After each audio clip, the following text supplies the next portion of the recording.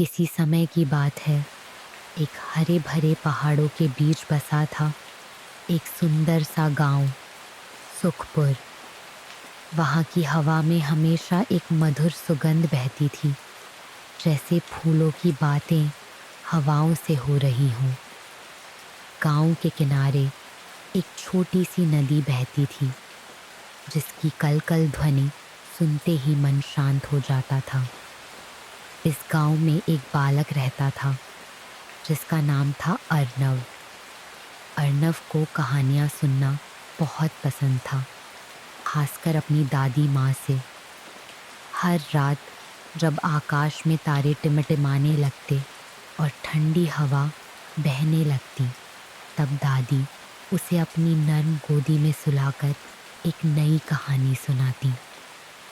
एक दिन जब अर्नव अपनी दादी से कहानी सुनने के लिए आया, तो दादी मुस्कुराई और बोली, आज मैं तुम्हें एक ऐसी जादुई जगह के बारे में बताऊंगी जहां सपने हकीकत बन जाते हैं। उस जगह का नाम है सपनों की घाटी।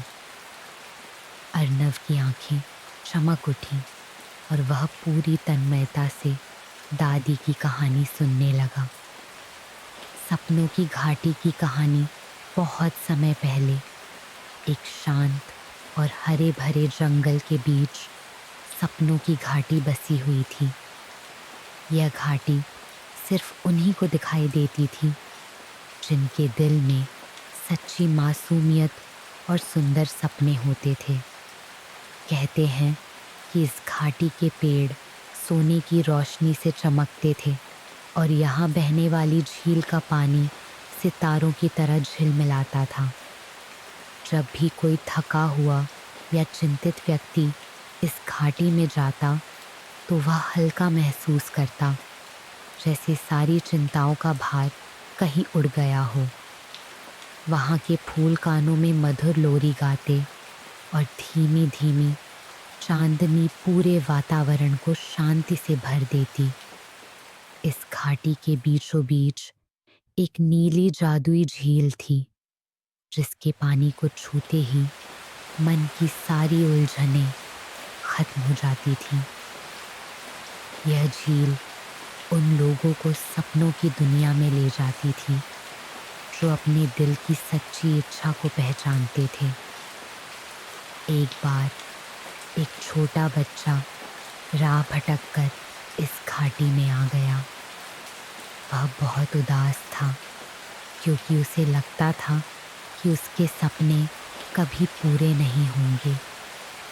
लेकिन जैसे ही उसने झील का पानी छुआ, एक हल्की नीली रोशनी उसके चारों ओर फैल गई।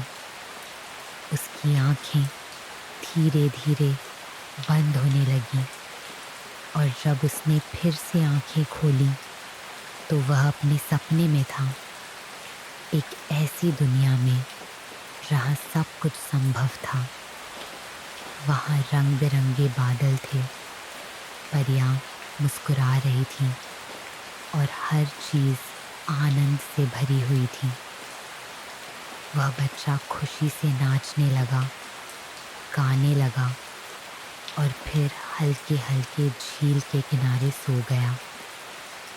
जब वह उठा, तो उसे महसूस हुआ कि अब उसका दिल हल्का और बड़ी खुशियों से भरा हुआ था। उसे यह भी समझ आ गया कि अगर सपनों पर भरोसा किया जाए और मेहनत की जाए, तो वे सच भी हो सकते हैं। अर्नव की मीठी नींद, दादी की कहानी सुनते सुनते अर्नव की आंखें भारी होने लगीं। वह सोचने लगा कि अगर कभी उसे भी सपनों की घाटी जाने का मौका मिले, तो वह वहाँ जाकर क्या क्या करेगा। उसकी कल्पना में वही झील झिलमिलाने लगी, वही मधुर लोरी गूंजने लगी। धीरे धीरे चांद की ठंडी रोशनी खिड़की से कमरे में आ रही थी। ठंडी हवा के झोंके उसे थपकी देकर सुला रहे थे। अर्नव की सांसें हल्की होने लगी और उसकी पलकों पर मीठी नींद उतर आई। उस रात उसने सपने में देखा कि वह खुद सपनों की घाटी में पहुंच गया है, जहां तारे उसके साथ बातें कर रहे हैं और झील की चमकती बूंदें उसे सुकून भरी नींद में ले जा रही हैं।